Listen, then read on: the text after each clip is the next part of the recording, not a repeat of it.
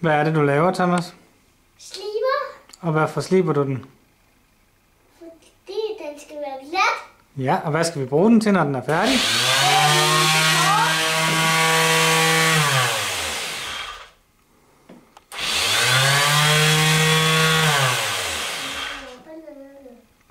Jakob?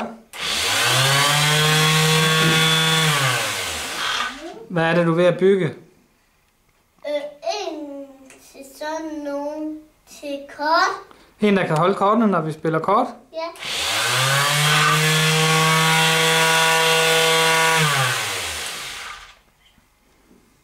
Er det lidt mere? Er den glat? Nej. Så er lidt mere.